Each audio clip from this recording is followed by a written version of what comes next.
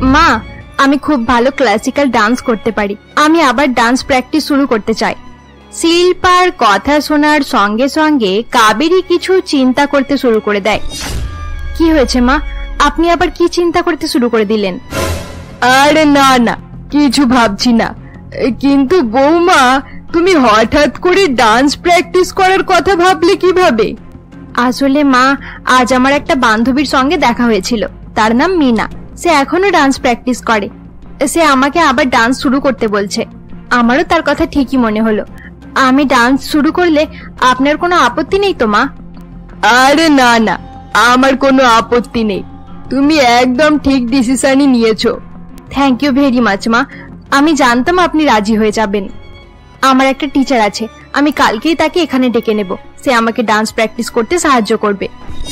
আচ্ছা ঠিক আছে, যেটা তোমার ঠিক মনে হয় ওটাই করো। ঠিক আছে মা, আমি নিজে টিচারের সঙ্গে ফোনে কথা বলে নিচ্ছি। শিল্পা এই বলে নিজের রুমে চলে যায়। শিল্পার চলে যাওয়ার পর তার শ্বশুর মশাই অজয় সেখানে আসে। কি হয়েছে কাবেরী, তুমি আর বৌমা কি কথা বলছিলে? এবার এই মেয়েটা ডান্স শিখতে চাইছে। এর আবার কি হয়ে গেল? হঠাৎ ডান্স করার ভূত মাথায় ঢুকলো কিভাবে? আমিও ওটাই ভাবছিলাম। এই সময় তাকে কিছু বলাও যাবে না। বিয়েতে এত কিছু দিয়ে আমাদের মুখটাই বন্ধ করে দিয়েছে। এই সময় চুপ করে থাকাটাই সব থেকে ভালো হবে। তুমি একদম ঠিক বলেছো কাবেরী, এই সময় কোন রকম গন্ডগোল করলে চলবে না। হ্যাঁ, এটাই ঠিক হবে। কয়েকদিন কেটে যাক, তারপর কি করতে হয় সেটা আমি বুঝে নেব। শিল্পা অনেক ধনী পরিবারের মেয়ে হওয়ায় তার শ্বশুর শাশুড়ি তাকে ডান্স প্র্যাকটিসের জন্য বাধা দেয় না। পরের দিন দুপুর বেলায় কাবেরী যখন হলরুমে বসেছিল, এমন সময় বিক্রম বাড়ি ফিরে আসে। কি ব্যাপার বিক্রম, তুই আজ দুপুর বেলাতেই বাড়ি ফিরে এলি কেন? আসলে মা, হঠাৎ কিছু টাকার প্রয়োজন হয়েছে, তাই নেওয়ার জন্য বাড়ি এসেছি। টাকা নিয়ে আবার দোকানে চলে যাব। বিক্রম এই বলে টাকা নেওয়ার জন্য তার রুমের দিকে যাচ্ছিল। এমন সময় সে দেখে অন্য একটি রুমে শিল্পা এবং একটি লোক ডান্স করছে।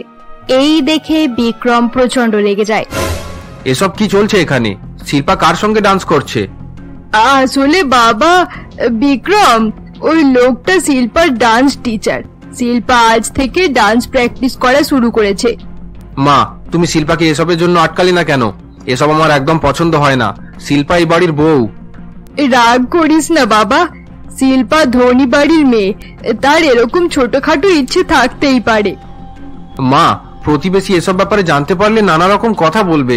তুমি এমনিতেই কম হাইটওয়ালা মেয়ের সঙ্গে আমার বিয়ে দিয়ে দিয়েছো, তার উপরে শিল্পা এসব করতে শুরু করে দিয়েছে। নিজের মাথা ঠান্ডা কর বিক্রম, এভাবে রাগ করলে সংসার খারাপ হয়ে যেতে পারে। উফ, জানি না এই বাড়িতে আর কত কিছু দেখতে হবে। বিক্রম এই বলে নিজের রুমে চলে যায়। ছেলের এরকম ব্যবহার দেখে কাবেরী চিন্তিত হয়ে পড়ে। হে ঈশ্বর, বাড়িতে যেন কোনো রকম ঝামেলা না হয়, আমার ছেলে যেন নিজের মাথা ঠান্ডা রাখতে পারে। এইভাবেই দেখতে দেখতে কয়েকদিন কেটে যায়। এরকমই একদিন অজয় যখন বাড়িতে ছিল, এমন সময় তার কাছে রাজুর ফোন আসে। রাজু ফোন করে অনেক কান্নাকাটি করছিল। আরে কি হয়েছে? তুই কান্নাকাটি করছিস কেন? যা হয়েছে আমাকে বল। বাবা, আমাকে বাঁচিয়ে নাও। বাবা, আমি এখানে থাকতে চাই না। তুই এরকম করে বলছিস কেন? কি হয়েছে সেখানে? বাবা, তুমি তাড়াতাড়ি আমাকে এখান থেকে ছাড়িয়ে নাও। একটা উকিলের ব্যবস্থা করো, আমি এখানে ফেসে গেছি। তুই কোথায় ফেসে গেছিস? এসব তুই কি বলছিস আমি কিছুই বুঝতে পারছি না। আমি আমেরিকার জেলে আছি, আমাকে ফাঁসানো হয়েছে। আমাকে তাড়াতাড়ি এখান থেকে বার করো। আমি জেলে থাকতে চাই না, আমি বাড়ি ফিরে যেতে চাই। এভাবে ভেঙে পড়িস না রাজু, তুই নিজের মাথা ঠান্ডা রাখ, আমি তাড়াতাড়ি কিছু একটা ব্যবস্থা করছি। এরপর অজয় ফোন রেখে তার বউ এবং ছেলের সঙ্গে এই বিষয়ে কথা বলে এবং একটি উকিলকে ফোন করে। অজয় উকিলকে ফোন করে সমস্ত কথা জানায়। উকিলের সঙ্গে কথা হয়ে গেলে তিনজনে বসে কথা বলতে শুরু করে। উকিল কি বলেছে বাবা? উকিলের সঙ্গে তোমার কি কথা হলো? বলো না অজয়, আমার ছেলে জেল থেকে ছাড়া পাবে তো? উকিল বাবু বলেছে ভয়ের কোনো কারণ নেই, তবে রাজুকে জেল থেকে ছাড়ানোর জন্য 4 লাখ টাকা লাগবে। তিনজনে বসে আলোচনা করছিল। এমন সময় শিল্পাও সেখানে চলে আসে। 4 লাখ টাকা লাগবে তাতে কি হয়েছে? রাজুকে ছাড়াতে গিয়ে যদি 10 লাখ টাকাও লাগে তাতেও আমরা রাজি আছি। তুমি একদম ঠিকই বলেছো বৌমা, টাকা পয়সার চাইতে আমার ছেলের মূল্য অনেক বেশি। জানি না আমার ছেলেটা কিরকম অবস্থায় আছে, তারা কি তাকে ঠিকভাবে খেতে দেবে? আপনি চিন্তা করবেন না মা, উকিল বাবু তো বলেই দিয়েছে যে চিন্তার কোনো ব্যাপার নেই। আপনি দেখবেন 2-3 দিনের মধ্যেই ঠাকুরপো আমাদের কাছে ফিরে আসবে। হ্যাঁ মা, তুমি একদম চিন্তা করো না, আমরা খুব তাড়াতাড়ি রাজুকে ফিরিয়ে আনবো। আচ্ছা ঠিক আছে, এখন আমি যাচ্ছি, উকিল বাবুকে গিয়ে টাকাটা দিয়ে আসি। হ্যাঁ, তাড়াতাড়ি যাও, আর যত তাড়াতাড়ি সম্ভব আমার ছেলেকে জেল থেকে ছাড়িয়ে বাড়িতে নিয়ে এসো। আমিও বাবার সঙ্গে যাচ্ছি মা, চলো বাবা এবার যাওয়া যাক। এরপর বিক্রম তার বাবার সঙ্গে বাড়ি থেকে বেরিয়ে পড়ে। অপরদিকে শিল্পা বারবার তার শাশুড়িকে এই বলে সান্ত্বনা দেয় যে রাজু তাড়াতাড়ি বাড়ি ফিরে আসবে। এভাবেই দেখতে দেখতে 2 দিন কেটে যায় এবং রাজু জেল থেকে মুক্তি পেয়ে যায়। 1 সপ্তাহ পর রাজু বাড়ি ফিরে আসে। কাবেরী তার ছেলেকে চোখের সামনে দেখতে পেয়ে অনেক খুশি হয়ে যায়। তুই ফিরে এসেছিস রাজু, কেমন আছিস বল? সেখানে তোর কোনো রকম কষ্ট হয়নি তো? হ্যাঁ মা, অনেক কষ্ট হয়েছে, এত কষ্ট হয়েছে তোমাকে বলে বোঝাতে পারবো না। আচ্ছা কি খাবি বল, আমি তোর পছন্দের খাবার বানাবো। মা তুমি লুচি আর ঘুগনি বানিয়ে দাও, কতদিন হয়ে গেল বাড়ির খাবার খাইনি, বাড়ির খাবারের কথা খুব মনে পড়ছিল। হ্যাঁ ঠিক আছে, বৌমা তোর জন্য লুচি ঘুগনি বানিয়ে দেবে। হ্যাঁ ঠাকুরপো, আমি এখনই গিয়ে তোমার জন্য বানিয়ে দিচ্ছি। শিল্পা এই বলে রান্নাঘরে চলে যায়। শিল্পা রান্নাঘরে যেতেই রূপা নামের এক কাজের মেয়ে সেখানে চলে আসে। তুমি কে? তোমাকে তো চিনতে পারলাম না। আমি এই বাড়ির নতুন কাজের মেয়ে, কাবেরী ম্যাডাম আমাকে ডেকেছেন। আচ্ছা, মা তোমাকে কাজে রেখেছেন? কই, আমাকে তো তোমার ব্যাপারে কিছুই বলেনি। আমাকে কি রান্না করতে হবে বলে দিন, আমি এখনই রান্না করে দিচ্ছি। আচ্ছা ঠিক আছে, রান্না করতে শুরু করে দাও। এখন তোমাকে লুচি আর ঘুগনি বানাতে হবে। আচ্ছা ঠিক আছে মেম সাহেব, আমি রান্না শুরু করে দিচ্ছি। আচ্ছা এক কাজ করো, তুমি লুচি বানাতে শুরু করো, আমি ঘুগনি বানানোর ব্যবস্থা করে নিচ্ছি। ঠিক আছে মেম সাহেব। শিল্পা রূপার সঙ্গে রান্না করতে ব্যস্ত হয়ে যায়। অপরদিকে হল রুমে কাবেরী এবং রাজু যখন বসেছিল, এমন সময় অজয় এবং বিক্রম রেগে গিয়ে সেখানে আসে। আরে কি হয়েছে? তোমাদের মুড এত খারাপ হয়ে আছে কেন? কিছু হয়েছে? তোমার আদরের ছেলে রাজুর জন্য মুড খারাপ হয়ে আছে, সে আমাদের কিছু বলার মতো অবস্থায় রাখেনি। রাজু আমাদের মান সম্মান সব শেষ করে দিল। তোমরা সবাই এরকম করে বলছো কেন? আমার ছেলে কি করেছে? কি হয়েছে রাজু? তোর বাবার দাদা কি বলছে? তুই কি করে এসেছিস? মায়ের কথা শুনে রাজু কোনো উত্তর দেয় না এবং চুপ করেই সেখানে দাঁড়িয়ে থাকে। আরে কি হয়েছে? তুই চুপ করে দাঁড়িয়ে আছিস কেন? বল কি করেছিস?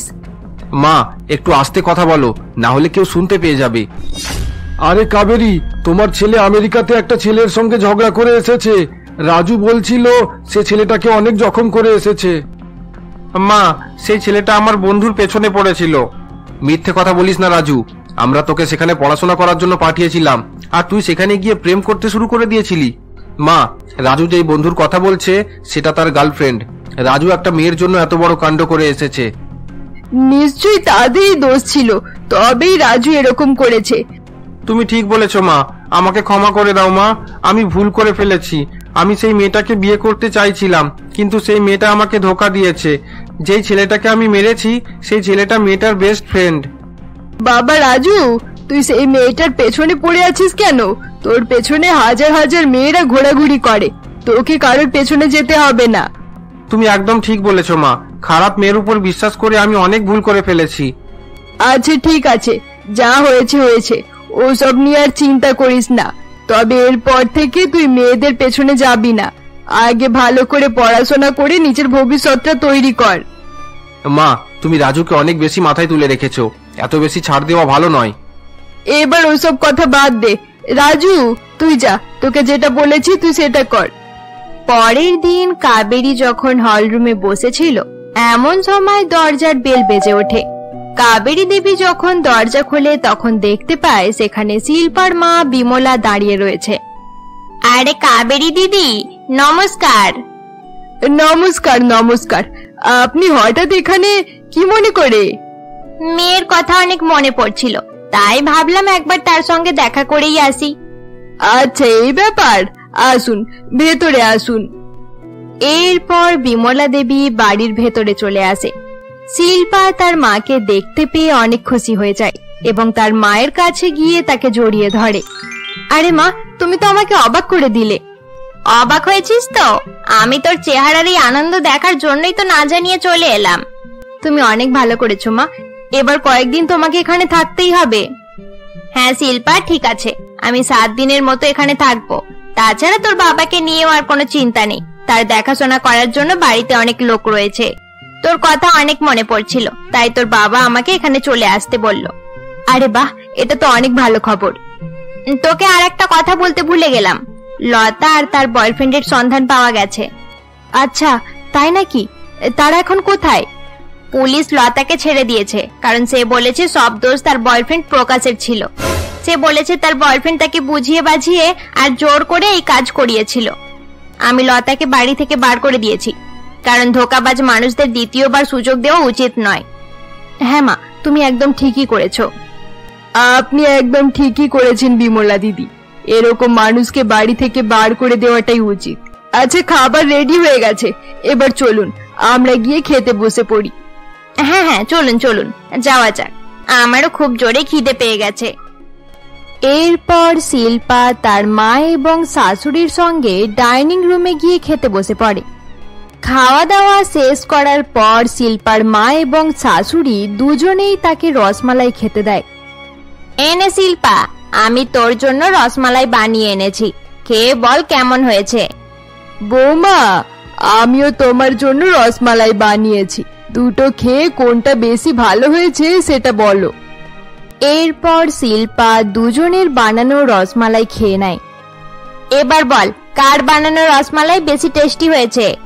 হ্যাঁ বৌমা, তাড়াতাড়ি বলো, আমিও জানতে চাই কোন রসমালাইটা তোমার বেশি পছন্দ হয়েছে।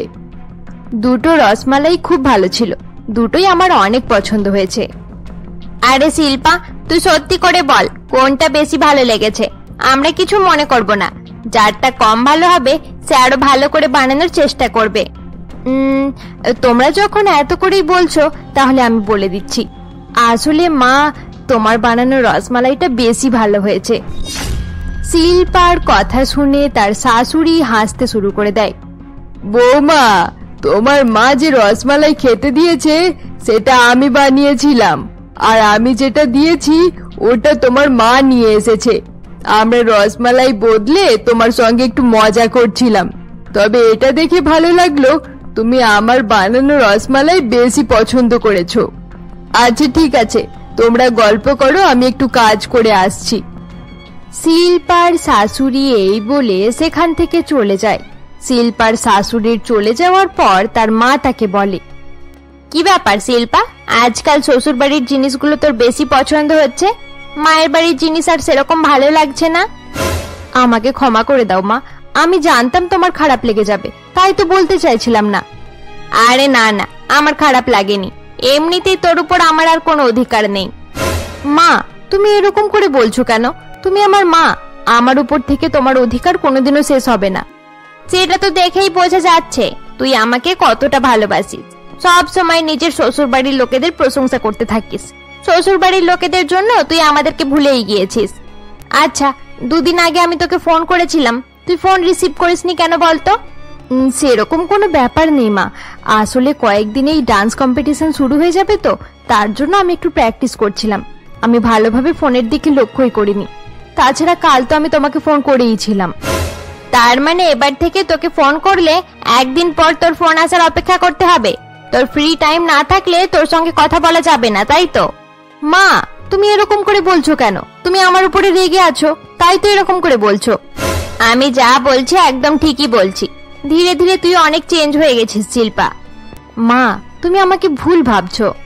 আচ্ছা ঠিক আছে, আর কিছু বলতে হবে না, আমি তোর কথা বুঝতে পেরে গেছি। শিল্পা তার মায়ের সঙ্গে কথা বলছিল, অপরদিকে দরজার আড়াল থেকে তার শাশুড়ি তাদের সমস্ত কথা শুনতে থাকে। এই বিমলা অনেক ডেঞ্জারাস মহিলা। এখন আমি কিচ্ছু বলবো না, এখন চুপ করে থাকাটাই ভালো হবে। সময় হলে আমি এর উচিত জবাব দেব। কয়েকদিন পর শিল্পা যখন মেকআপের জিনিসপত্র কিনতে মার্কেটে গিয়েছিল, এমন সময় একটি দোকানে সে লতাকে দেখতে পায়। লতাকে দেখে শিল্পা তার কাছে আসে। লতা শিল্পাকে দেখার সঙ্গে সঙ্গে অবাক হয়ে দাঁড়িয়ে থাকে। কি রে লতা, এত কিছু করতে তোর লজ্জা করলো না? আমাকে ক্ষমা করে দাও শিল্পা, আমি ইচ্ছে করে এসব করিনি। প্রকাশ আমাকে ফাঁসিয়েছিল। আমার সামনে মিথ্যা বলার একদম চেষ্টা করবি না। আমি মিথ্যা বলছি না শিল্পা দিদি, আমি জানতাম না সেই প্রকাশ একটা গুন্ডা।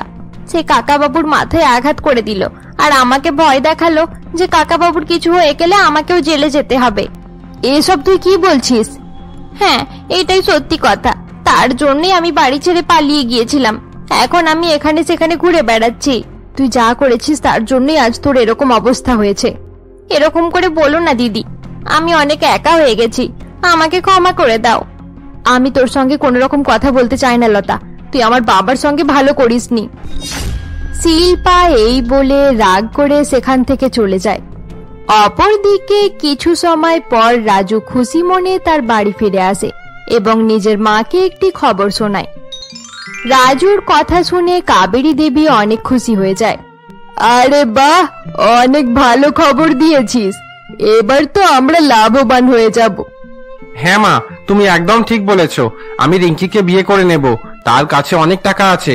তুমি জানো, সে দামি দামি গাড়িতে ঘুরে বেড়ায় এবং খুব ভালো ভালো জায়গায় ঘুরতে যায়। তোর কথা শুনে এটাই মনে হচ্ছে, তোর দাদা যেভাবে ধনী মেয়ের সঙ্গে বিয়ে করেছে সেরকম ভাবে তুইও রিঙ্কির সঙ্গে বিয়েটা করে নে। মা, বৌদির হাইট কম, কিন্তু রিঙ্কির হাইটটাও খুব ভালো। সে লম্বা মেয়ে, তাছাড়া অনেক স্মার্ট। বিয়ে করার জন্য এর চেয়ে বেশি আর কিছু চায় না। পরের দিন সকালে সবাই যখন হলরুমে বসেছিল, এমন সময় কাবেরী শিল্পার মাকে বলে, বিমলা দিদি, আমি ভাবছি আজকে এগরোল বানানো হোক। আরে হ্যাঁ হ্যাঁ, বানানো হোক, আমারও এগরোল খুব ভালো লাগে। শিল্পা খুব ভালো রোল বানাতে পারে, তার বানানো এগরোল আমার খুব পছন্দ। কাবেরী একদম ঠিক বলছে বিমলা দিদি, আপনার মেয়ের হাতের বানানো এগরোল খুব ভালো হয়। এটা তুমি ঠিক বলেছো বাবা। আমি যখন প্রথমবার বৌদির হাতের বানানো এগরোল খেয়েছিলাম, তারপর থেকে বাইরের এগরোল খাওয়া একেবারে বন্ধ করে দিয়েছি। ঠিক আছে মা, আপনারা সকলে বসুন, আমি গিয়ে এগরোলটা বানিয়ে নিয়ে আসি। আচ্ছা ঠিক আছে বৌমা, যাও, কাজের মেয়ে সেখানেই আছে, তাকে বলে দেবে সে তোমাকে কাজে সাহায্য করে দেবে। এরপর শিল্পা রান্নাঘরে চলে যায়। শিল্পার চলে যাওয়ার পর তার মা বলে, সত্যি কথা বলতে কাবেরী দিদি, আমাদের শিল্পাকে কোনোদিন রান্না করতেই হয়নি। আমাদের বাড়িতে চাকরের অভাব নেই, সব রান্না বাড়ির চাকরেরাই করে নিত। শিল্পার ঠাকুরমা যখন বেঁচে ছিল তার কাছ থেকেই শিল্পা রান্না করতে শিখেছে। তাছাড়া বাড়ির চাকরদের রান্না করতে দেখেও কিছুটা শিখে নিয়েছে। আরে হ্যাঁ, সে তো আমিও জানি। আপনাদের বাড়িতে অনেকগুলো চাকর আছে। শিল্পা অনেক ট্যালেন্টেড মেয়ে, তাই রান্না করতে শিখে নিয়েছে। তবে শিল্পা রান্না শিখে নিয়েছিল, এটা খুব ভালোই করেছিল।